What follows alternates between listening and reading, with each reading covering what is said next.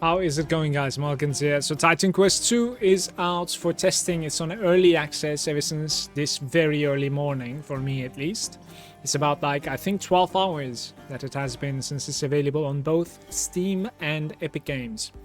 Now, that said, there's very limited amounts of content I hear that is available, with 4 masteries available in the game at the moment. So they are Earth, Storm, Warfare, and Rogue.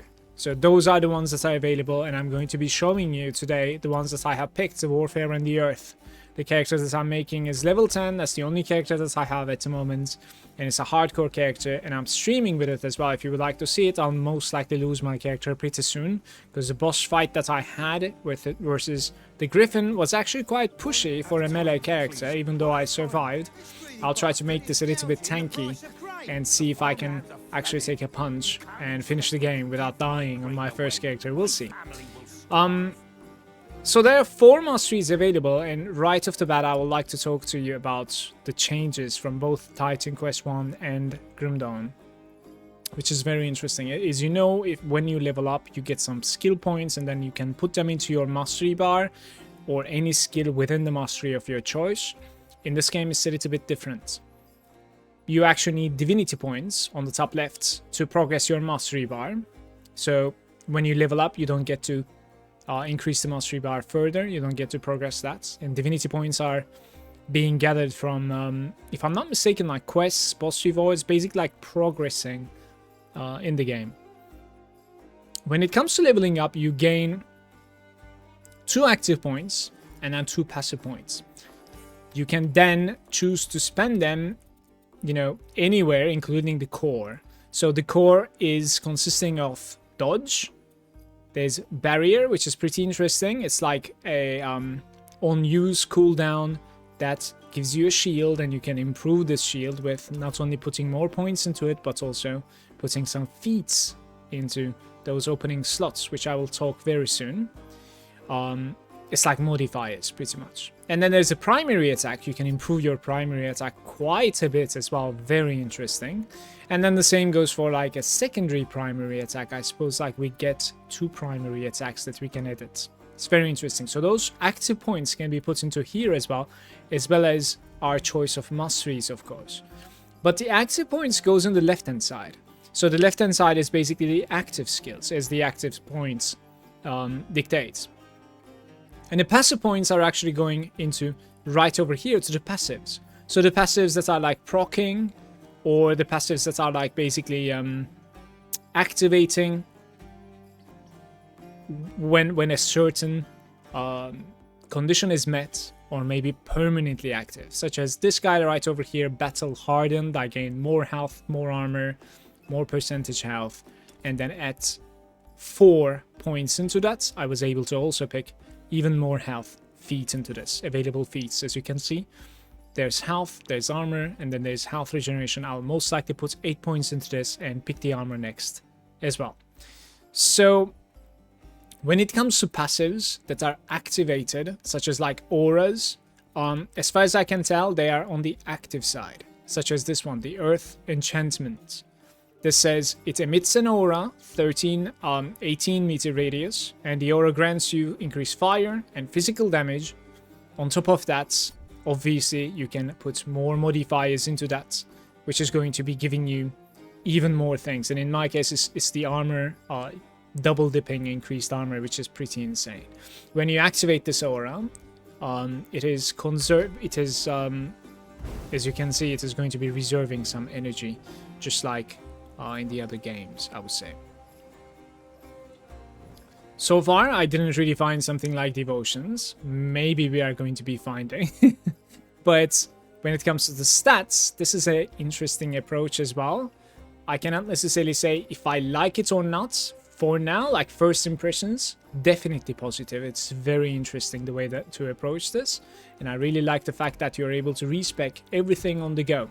When it comes to stats, you can respec them by finding, earlier into the game, you can respec them by finding some sort of like a shrine, I think, and you will need to pay some gold for it. When it comes to masteries, you can respec anything but your choice of the mastery, of course. You can't really change the mastery as far as I can tell, just like the other games. However, you can take out these modifiers and try something else on the go without any cost whatsoever. But if you want to like take out the points that you put into the skill, right, you go into the respec mode, and by paying a little bit of gold on the go anywhere in the game, you will be able to respec out of them and put them somewhere else. It's pretty cool.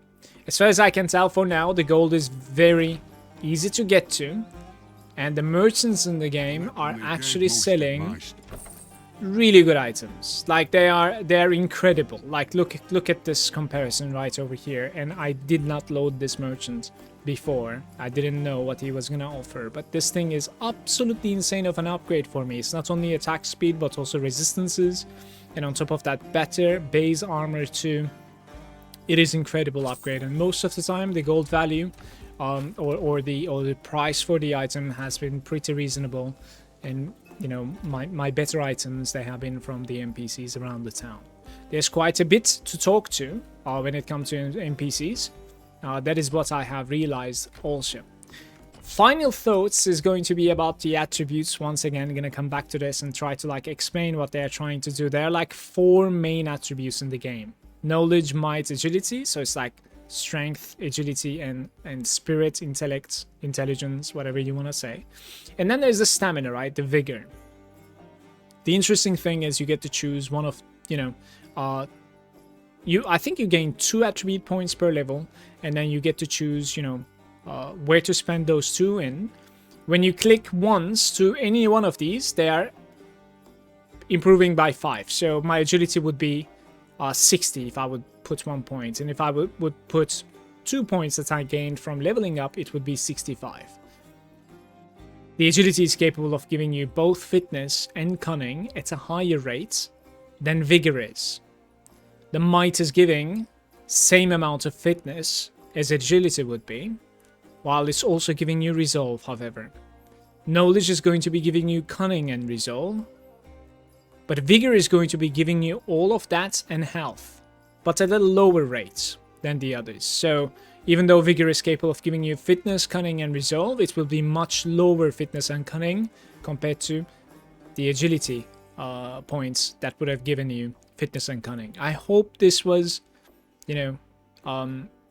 easy to understand, because I felt like I didn't necessarily do the best when it comes to explaining it.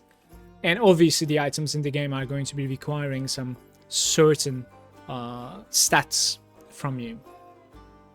As you can imagine, might by itself is going to be giving you some support when it comes to like heavy armor. Agility is going to be giving you medium armor and light armor support, and the knowledge is going to be not only giving you magic support, but at the same time it will be giving you damage for fire, cold, lightning, and poison.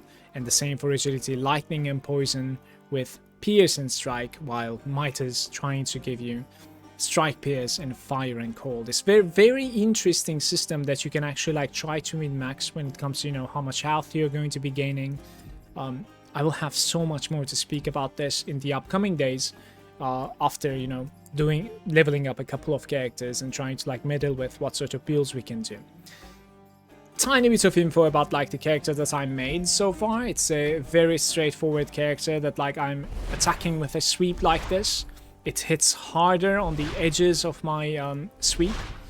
At the same time, I have a leap available, even though it keeps on going to the wrong button of my choice. I don't want it over there, so I want it on the arm, right over there. So I have a leap that has 2 charges, and I didn't necessarily edit the leap too much either. I only have cooldown charge, so it has an extra charge thanks to the modifier that I put into it. And then all of the characters has dodge. I didn't improve my dodge yet. As you can see, you have 2 charges, and they're going to be regenerating one after another. And I have a passive. It's, an aura, let's say. Earth enchantment, as we discussed earlier, reserving some of my energy and granting me not only armor, but also a little bit of fire and physical damage upgrades. I am pure physical at the moment, so the fire upgrade doesn't necessarily do anything for me. The barrier is, for a short duration, it basically shields your health for the amount that it says it would, and you can improve this value by, you know, gears or like passives in your character. And I think that's it. There might be more things about like attributes when it comes to barrier interaction, but I'm not necessarily 100% sure on that yet. Let's go kill something, perhaps, so that like you see how it looks also when it comes to my characters fighting. And then I'll be calling it right there. Get some boars, maybe. Look, when he's charging, it has like this animation or like this icon on top of that. Oh, the big boar. There's quite a bit of like charging stuff that you need to like dodge in this game, or you could also decide to, well, instead just face tank it and press your barrier and absorb, you know, most of the damage, if not all of it. That's a pretty interesting choice. So like when you realize, okay, my dodge is in cooldown, I'm probably going to be taking this hit, or when you make the conscious decision of, you know, I'm just gonna face tank this and hit him back, then it's better to just press the barrier and, you know, shrug it off. It's pretty interesting in that case. So far I really like the systems. The game, like combat, feels pretty impactful. If I have to criticize something, it is the character's movement. I think sometimes it does feel a little bit floaty, especially the turning. And when you're getting pushed around, it does feel a little bit floaty. But if anything, it's probably going to be improving along the days or weeks and months that's going to be coming within the early access, as this game is probably launching in 2026. So that is going to be it from me for this video. Let me know if you get the chance of like checking out Titan Quest 2 so far, as it is very early. One last input that I forgot to talk about is going to be about the potions, which is very interesting. At the start of the game, if you feel like, you know, you need to find a heal potion on the floor, so you don't really want to like use a health potion, that's not how it works in this game. They all have its cooldown and they're automatically regenerating, gaining charges, basically. So this thing is costing me 10 charges on use out of 25 charges when it's full, right? So we can use it twice. As you can see, it's written 2 over here.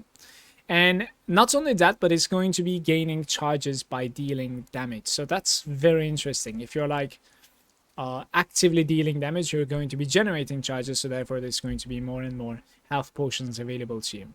On the other side, the mana potion, the energy potion, is acting differently. It has nothing to do with the damage that you deal. It's over time, so it gains 1 charge per 1 second, as you can see.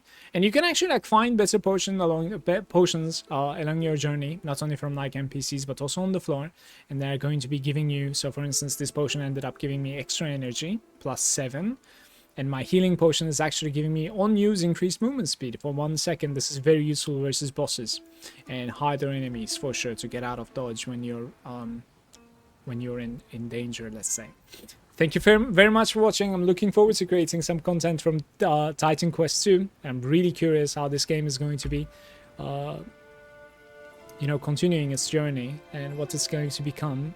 I'll be giving quite a bit of like feedback in my videos, as well as information, of course, and tell you about the journey that I had. But you can also watch my journey in twitch.tv/Malagant or on my YouTube. I'm actually live streaming on YouTube as well. Please subscribe. I'm going to catch you next time. Thank you for watching.